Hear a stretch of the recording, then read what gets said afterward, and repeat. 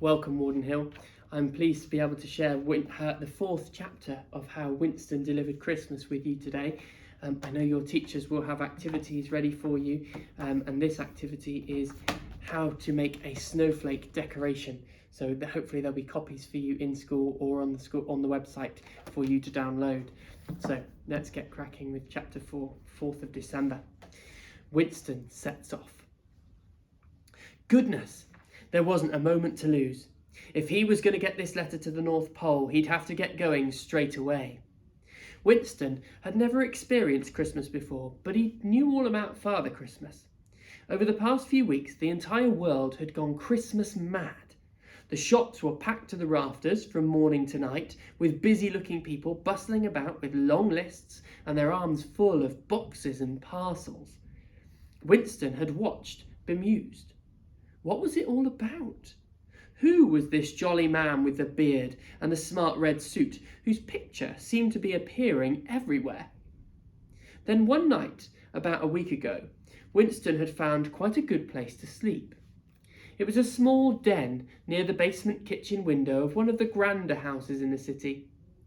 Spots like these were always good places to spend a night, but unfortunately you couldn't stop there for long. Cooks didn't tend to like mice hanging around their kitchens.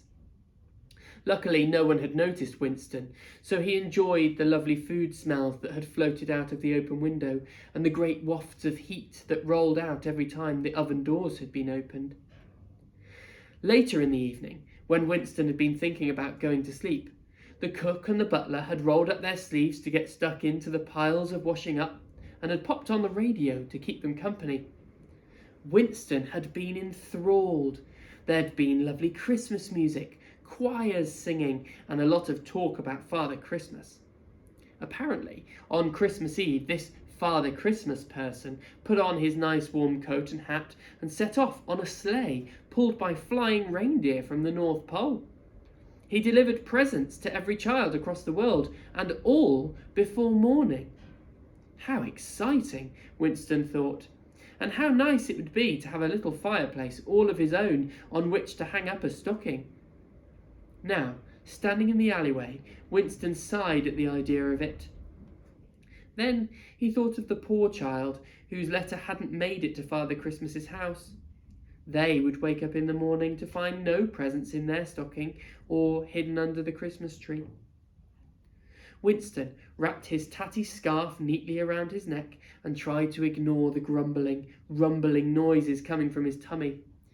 This was an extremely important job. He picked up the envelope and marched it very decisively to the end of the alleyway and into the street. Then he stopped. Where exactly is the North Pole? He wondered.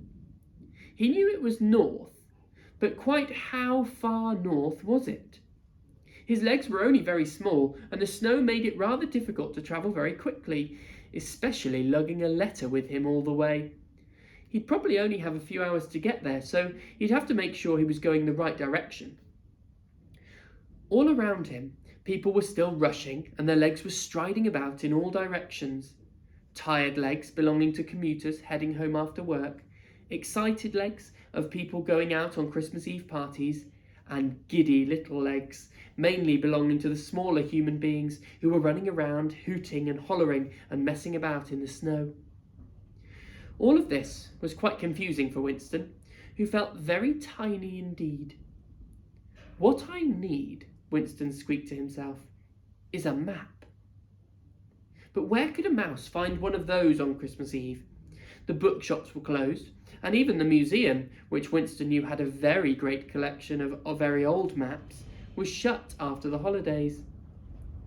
Just then, an idea landed rather neatly into Winston's mind. There was a shop not far away from where he was, on Mistletoe Street, he thought. That might be able to help him. Tucking the envelope under his arm, Winston set off. We'll have to find out how Winston gets on his venture to find a map, see if he can locate his way to the North Pole, and I will give you a bit of a pre-warning that the next chapter is called Window Shopping. I wonder what that will have in store for Winston on his journey. Well, Thank you for sharing that story with me, Warden Hill. I look forward to hearing the next one tomorrow. Bye.